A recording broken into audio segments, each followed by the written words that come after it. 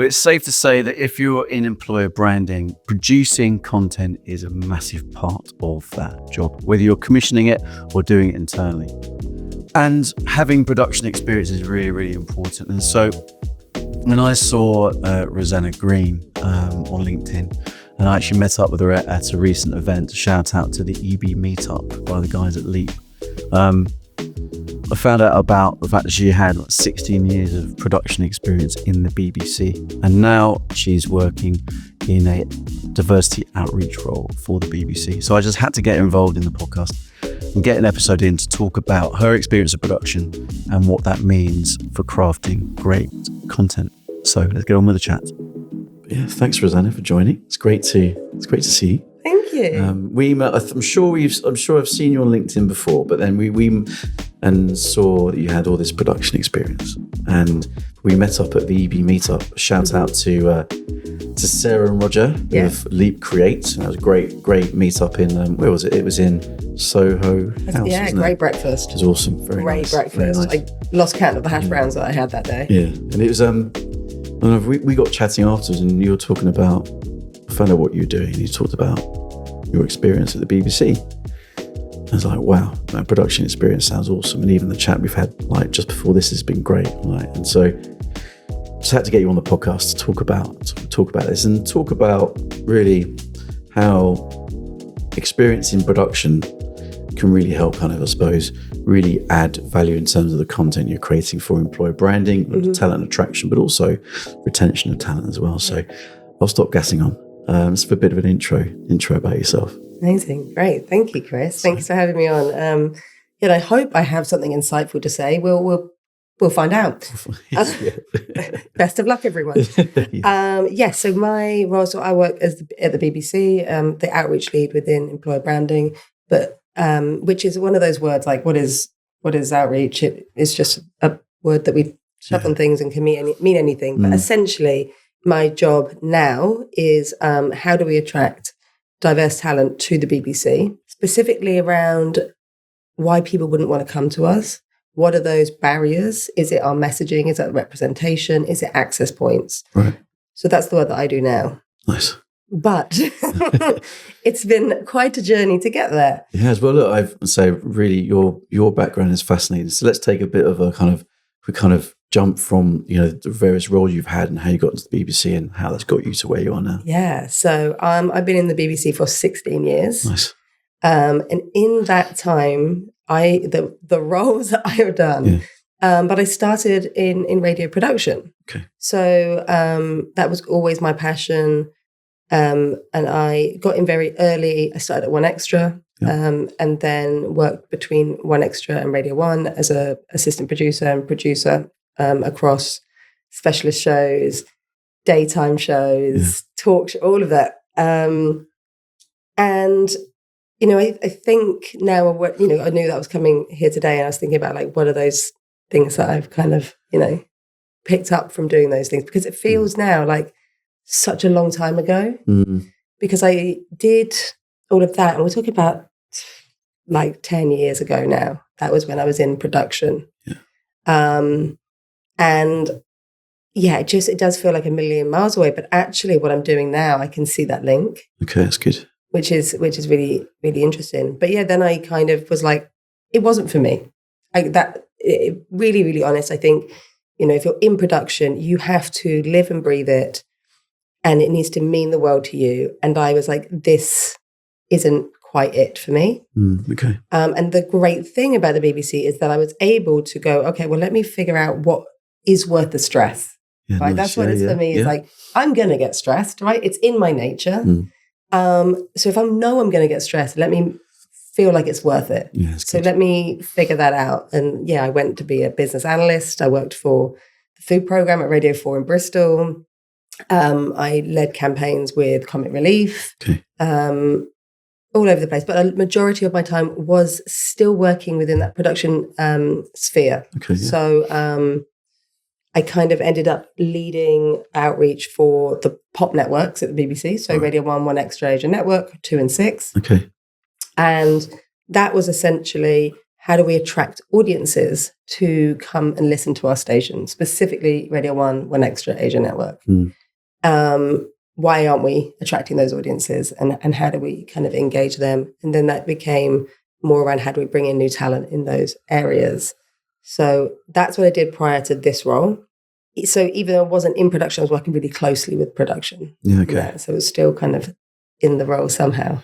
What's your, it's kind of been like one or two like standout moments? You think about the production part of your career at BBC. What were those standout ones Listen, for you? Chris. Come on. Anything you can share. I randomly spent 3 days in Uganda with Lenny Henry. Brilliant. Just a little weekend trip. But like and again, it was with Greg James and Alice Levine, and it was kind of recording some of the work that they'd done out there, and it was just like, how am I here? Really a pinch me moment. Beautiful country.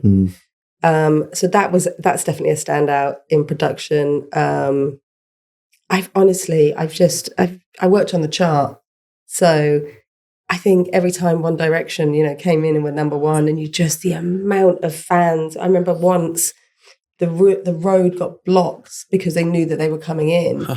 So this is absolutely bonkers, actually. So it was when Reggie was presenting the chart, and we were like, we can't get One Direction in. Huh. Right, we can't get them in. The road's blocked for fans. So we ended up having to go to an old BBC building, which was, my goodness, it's a Bush House. It was like, we don't have it anymore. Okay. It's like the other side of London, and me and Reggie had to like get in the cab, and he was still doing the chart over the phone. Oh, love it. That's brilliant. Well, we had to like get to this like secret location, and then, eventually the One Direction guys got there because no one knew about it. And then I think that's when their first album was number one. So that was fun. I really like what you say, because it's like, there's that, when you're working on production, you need to have that kind of flexibility and literally on the seat of your pants, thing, which is like, I love that. There's that balance between the two. And often you get some of the best stuff when you're not necessarily winging it, but you're letting things happen. Yeah. And then I would say like the other part of the work that I've done around, which it probably informed then the route I took, was a lot of stuff around One Extra talks and mental health. Okay. And just being part of conversations and seeing the impact of those conversations. Yeah, lovely. Yeah. And that's where, I said about I need to care enough. And I was like, that's where that light started to kind of flicker, because I didn't, and no offense to the chart, I didn't care who was number one. It wasn't worth the stress for me. Yeah, fair dues. But I did care about these conversations that we were having. At that time, it was, we would do stuff on air around One Extra talks, around what used to be called the Radio 1 surgery. Knowing that these conversations were being had, and knowing that people were engaging with them and it was impacting them, and they were felt heard and represented, I was like, okay, this is it. There's something here. And so brilliant. I think that light bulb moment was really good.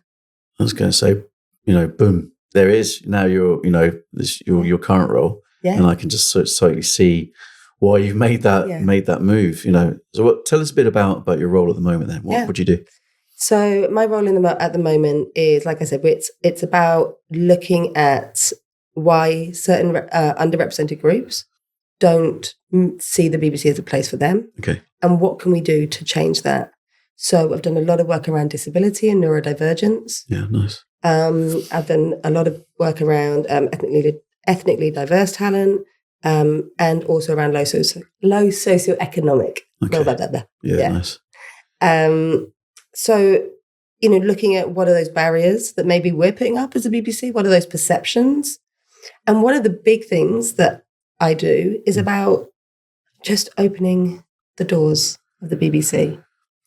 And I think if we go back to the radio stuff, radio is incredibly intimate and almost open two-way media, right? Yeah. And for me, how do I take that and the stuff we did in that space and bring it to in a different space, in an employer branding space? And it is just about creating opportunities where people can feel heard, feel seen, and they can feel that they have access to you. And that is a lot of the core of the outreach work that I do, is like, we are not this like glass building, right? We are not this like distant fairy land that you don't have access to. Come in, speak with us. Yeah. You know, we are like you. We've got backgrounds like you. We've got accents like you. We've got the same experiences as you. Just come and meet us. And that, I feel like when we've done that, I've done a lot of open days.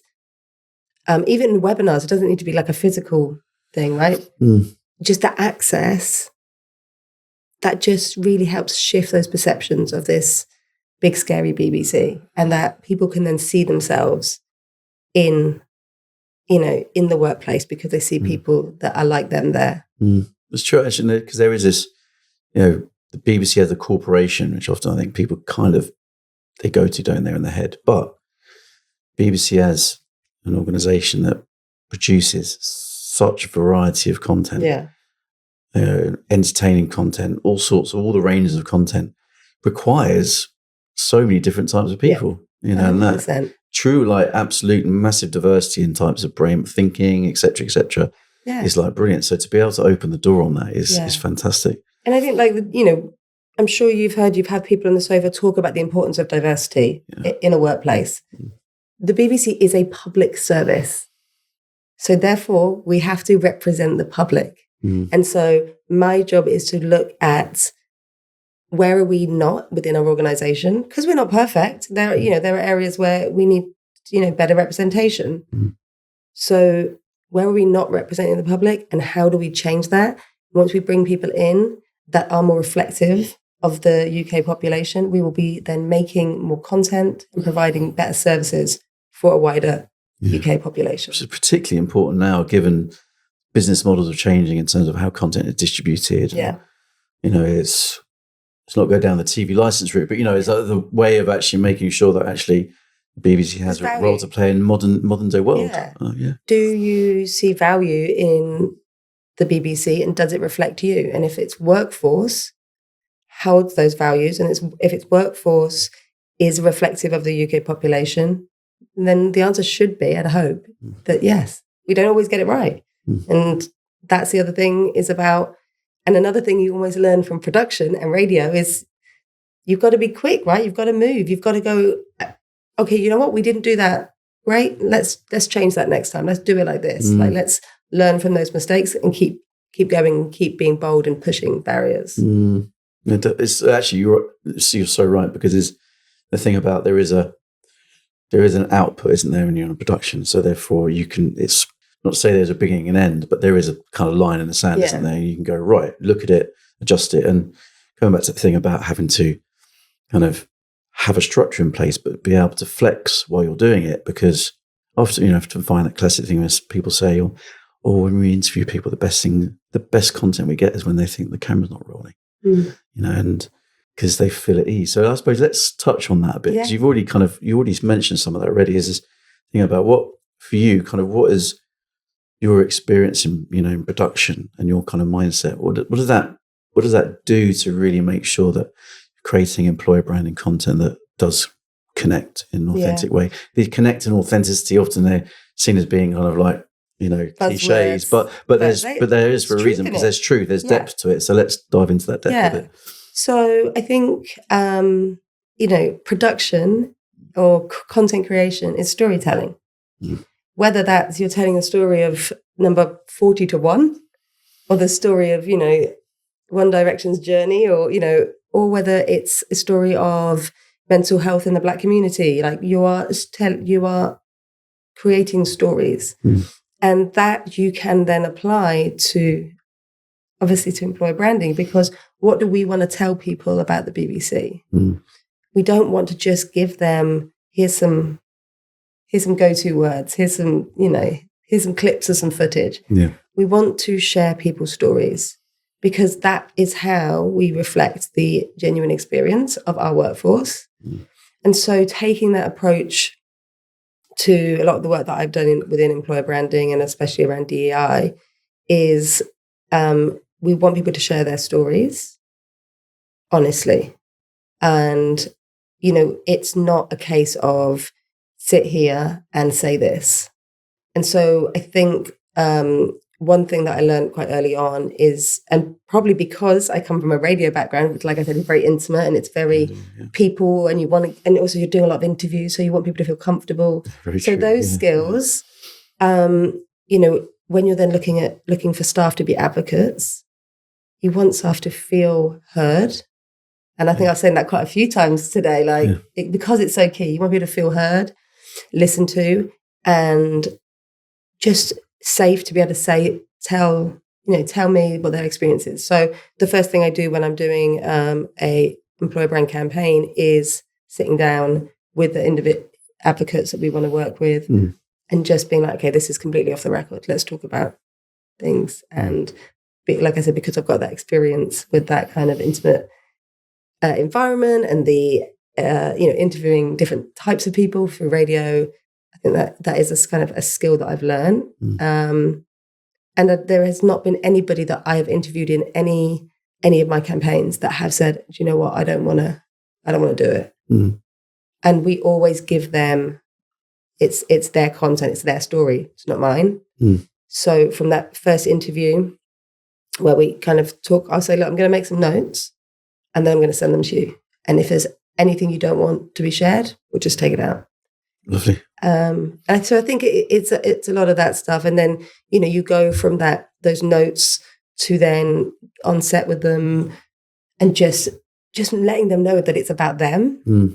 And it isn't like I said, this authenticity buzzword. It's not like, I'm not doing this to like trick anybody or make anyone feel like they're being exposed. We're doing it because we want to share the variety of experiences in all its glory. So when we did a disability campaign this year, we haven't moved to January yet, have we? Not yet. It feels like it though. Yeah. So it was actually earlier this year. I said to people, they're like, but we haven't had a great experience around our assistive tech. I said, let's talk about that then, because we need to be honest about where we are. If we, if our employer branding is come along, we're fully accessible, you have no issues, we're going to get all your adjustments in place in the first day, it's going to be a dream, and then they come in and that isn't the experience, they're gone. That's very true. And that's more damage than even not doing anything. Absolutely. It's like one thing, if you're selling a product, whatever product that might be, if you don't like it, don't have the experience you expected, then maybe there's a refund. Maybe you might be slightly disgruntled, or you cancel a subscription. Yeah. But when it happens with dealing with someone's life, which is their career, a big part of it is their career, if they go and join that organization, it's not right, then it's not good for everybody involved, is it? So with that campaign, there's quite a few quotes within it that people said the BBC isn't perfect. And I love that we did that, because when have you ever heard any big organization own and take accountability for not being perfect and just on a journey, and we're not always getting it right, but the intention is there. It's true. And I think like that messaging, along with the kind of open door approach to like come in and meet us and speak with us, is what made that campaign so successful. And you know what, that could quite easily be, I can imagine like an EVP pillar appearing, which is like continuous learning, always learning. Yes, you can say that, we're always learning. We're a place we love to learn, and it's the only way we progress as a business. But actually, there's absolutely no replication, doesn't compare against someone going, we're not perfect, but you know what? We're here to learn and here to improve and always learning. I think Claire, who is on a previous episode here, Claire D'Souza is head of employer brand at Sainsbury's, and she goes that if anyone calls me a guru, I'll then know I've stopped learning. So, we're ever experts. But Chris, you can call me a guru if you like. Of course, I would love. We'll put that in the call out underneath. You could, So. If I could just start being called a guru by my friends, I'd be really into that. Exactly. Yeah, they'd hate it. So. Brilliant. So, cool. There's a lot. So you know what? So I think there's this thing from what you're saying. It's, and I've kind of seen it myself as well. Is this thing about the people are not, more often than not, slightly different at the BBC, but more often than not, when you're talking to employees, they're maybe not used to being in front of the camera or right near the mic. And so it's really important to make them feel at ease, rather than it being lights, camera, action, say something inspiring right now. How else do you do, kind of, what are the things you do? You touched on some already, but what kind of the one or two or three things that you do to make sure people do feel at ease? I think one of the things is I am always their point of contact. Nice, yeah. So there will be other people. There will be people filming, taking photography. There'll be a sound person, but I've got you. Like we started the conversation together, and I'm going to stick in this and stay in this. Yeah, that's nice. Until not only once that footage is out and done, but afterwards, are you comfortable with this? Are you like, they all approved all the videos that we've made. Good. Like, and then once it's out, just making sure that they're comfortable with what's been put out there, making sure that, that they aren't getting, the reality of it is, the BBC, we get backlash. We might not get it about our content. We might get it about something that happened on Doctor Who. Yeah. But people will take it to whatever content is out there. So, it's just checking in and making sure that they're not affected by anything like that. And thankfully there hasn't been too much. But yeah, I think it's just about having those relationships. Really, really important. But I won't lie to you, it's difficult. I had the disability campaign, we had 25 advocates. And I sat and spoke and built relationships with every single one of those. And someone that is incredibly, very empathetic, and I really want to make sure that I don't let anybody down. Yeah, lovely. But that is also a lot of pressure. Yeah, it's a big responsibility, isn't it? Yeah. But it did mean that I pushed, when we worked with the agency and the first few iterations of the film that we made, I pushed hard because I was like, I've got 25 people making sure that they tell their story. And I was like, nope, do it again.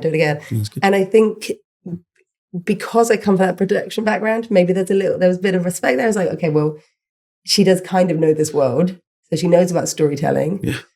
100%. But yeah, I was a nightmare. I was like over their shoulders going, where's the clip?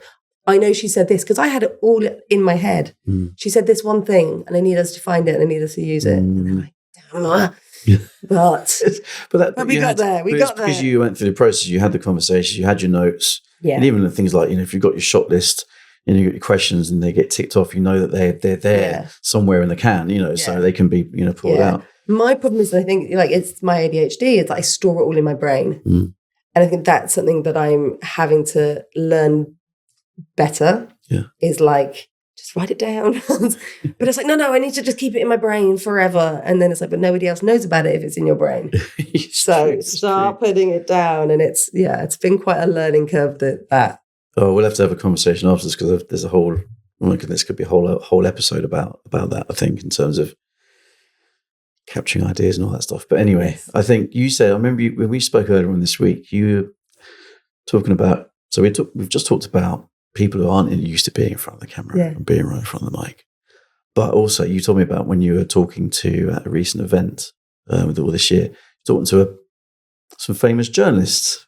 Yes. And they were like, obviously they're ready to perform, do whatever they need to do.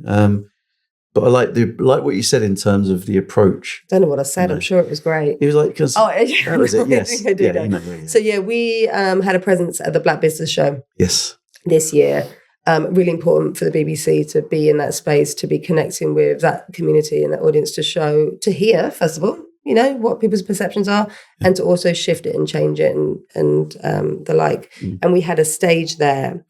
And on that, we had a number of our presenters. So we had Ricky and Melvin from Radio 1, and we had Clive Myrie from BBC News. Yeah. And even though these guys have been doing this for years, what they do is different to what we were asking of them. So even with presenters that are very, very experienced and skilled, I still got on a call with them beforehand. I said, this is the objective, right? We want people to understand your journey and but your experience at the BBC, honestly. And they're like, honestly? I was like, yes, honestly.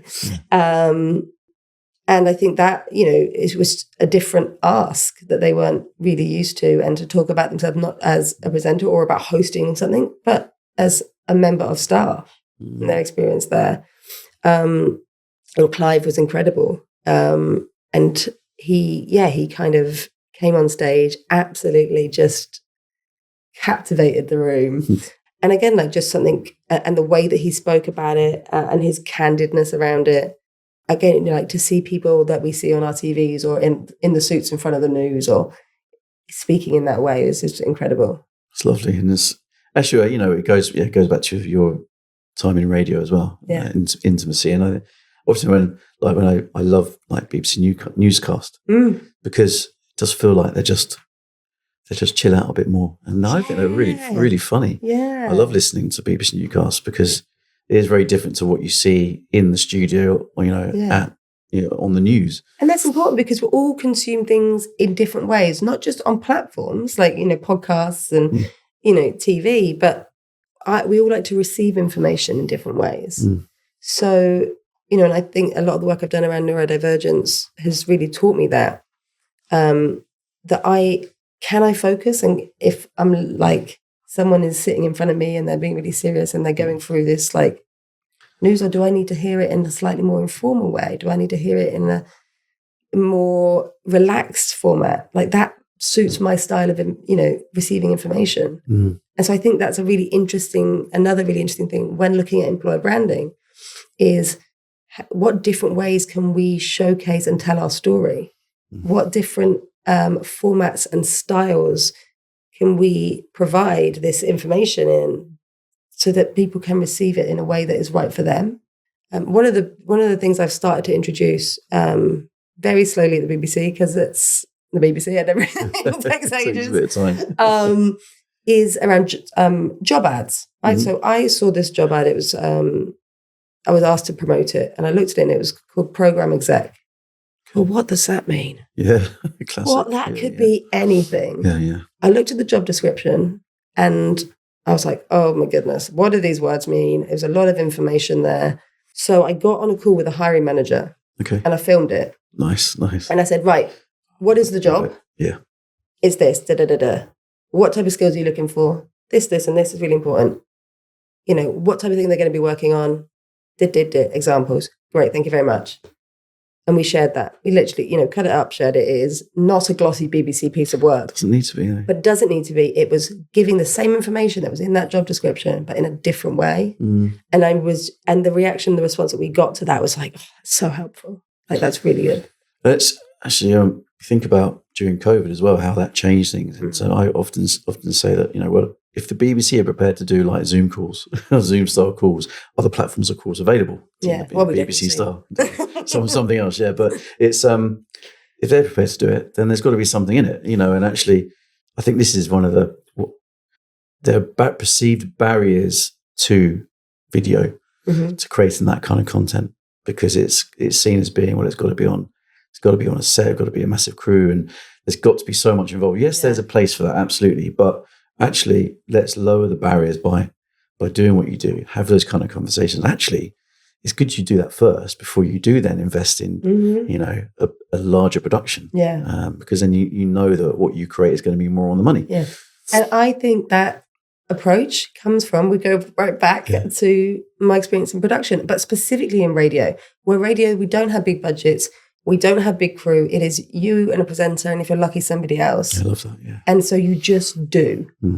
And I think that is something that I've also brought into this role, is like, okay, so shall we just do this? We did an event. I said to my colleague, can you just come down and let's just film some stuff. Let's just film some stuff and just see what comes from it. And, I work in what essentially is HR. So a lot of people are not, not wired to think in that way, or have the ability or even the capacity to try these approaches. So I think that's the other thing, is by just going and doing, other people are seeing that and going, oh, okay, maybe I could approach this in a different way and just try it. Yeah. I think we're often scared. So if we're not going to do it because we haven't got all the money, we haven't got the resource, so we're not going to do it. Well, do you know what? Why don't we just do it low key over here and make it accessible and easy, and see if it works. You're right, and I think employer branding is well known for often being a small team or a single team operation, and so actually that mindset is absolutely spot on for the kind of scrappiness startup type mindset, which actually is really important. I spoke to someone in employer branding from the US a couple of months ago, and she said a company I was at, we had a massive budget. And actually, I think back, maybe I could have spent it a bit more wisely, but because we just had the budget, you kind of spend the budget because you got to keep the budget. So, I think there's a space for more of that kind of startup kind of mentality, and just do it is really important. Yeah. And especially, I think the other thing to think about is sometimes when you've got the big shiny footage and like all of this great content, all this like talent, it's actually intimidating for people. So if people are like seeing, coming to BBC and it's all like everything's all shiny and they've got all these presenters, these famous people, and that might put people off because they might be like, I'm not ready for that. Or it's too big. Whereas if it's just me sitting down with a hiring manager, I've just about put makeup on, they're like, all right, doesn't seem that scary. Yeah. Maybe I did look a little bit scary, but that I think that's the other thing to think about as well. Yeah, definitely. And that again is the same with radio, right? Because it's cheaper and it's quicker and it's more accessible. You haven't got to wait 6 months to find out what happened next. It's true. It's immediate, which is very in line with actually what is possible now as well in terms of